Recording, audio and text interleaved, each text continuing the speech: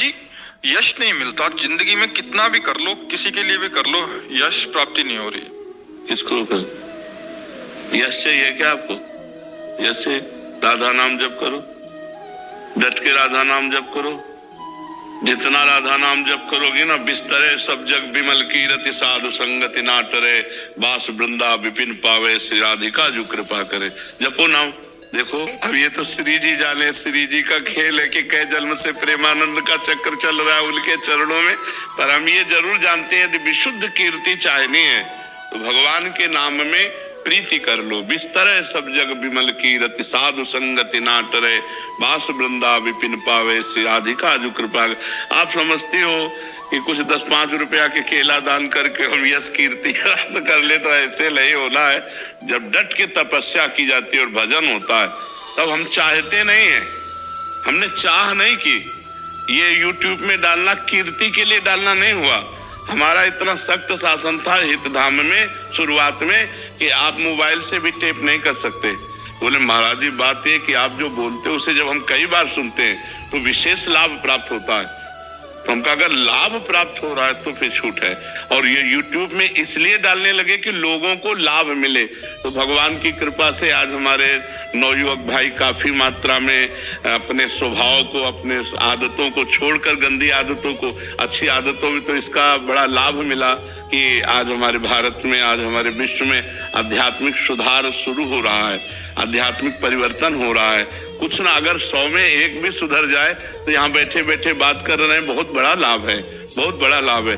तो ये जो हम यश कीर्ति के लिए नहीं, हम तो भगवद यश जाए लोगों के कानों में, इसलिए शुरू किया था। करें करावें आप सब जने बढ़ाई दें, श्री किशोरी जी को ये जैसी। तो अगर यश चाहिए तो किशोरी जी से मिलो। बिना किशोरी जी को, किशोरी जी के अधीन है लालजू, और लालजू का समस्त ब्रह्मांड है। जाके अधीन सदाई सांवरो या ब्रज को सिरताज, हमारे माई श्यामाजू को राज।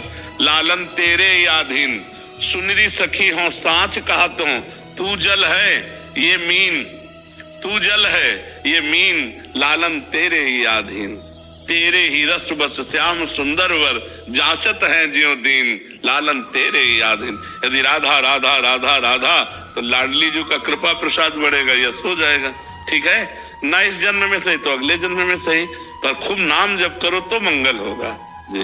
तो धर्म का, शास्त्र का आजकल सम्मान करने वाले बहुत कम रह गए। शास्त्र में क्या लिखा है, मेरा क्या आश्रम है, आश्रम के अनुसार मेरा क्या धर्म है, ये कोई जान ही नहीं रहा। बस मनमानी आचरण करते रहो, मनमानी आचरण करते रहो। पहले सत्य था। हाँ, पहले से बिल्कुल सत्य बात है। पहले सत्य, धर्म का स्वरूप सत्य ही है। पहले सत्य था, अब तो व्यभिचार, झूठ, व्यसन ये सब बढ़ रहा है। पर फिर भी कुछ धर्मात्मा लोग तो हैं ही, कुछ भगवान के नाम जापक तो हैं ही, नहीं तो बड़ा आतंक मच जाए। अगर सब व्यभिचारी हो जाए, सब व्यसनी हो जाए, उनमें से कुछ तो संयम में चली रहे, कुछ संत महात्मा है, कुछ धर्मात्मा गृहस्थ है, जिससे अभी थोड़ा पृथ्वी टिकी हुई है, नहीं तो आतंक मच जाएगा।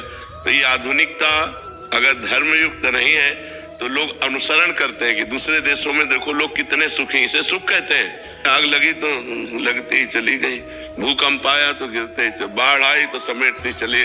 तो जल, पृथ्वी, वायु, आकाश, अग्नि, ये 5 प्रधान देवता हैं जिनसे शरीर बना हुआ है। अगर धर्म से नहीं चलोगे तो जितना पुण्य उतना भोग लो, इसके बाद तुम्हें यही जला के राख कर देंगे, यही तुम्हें नष्ट कर देंगे।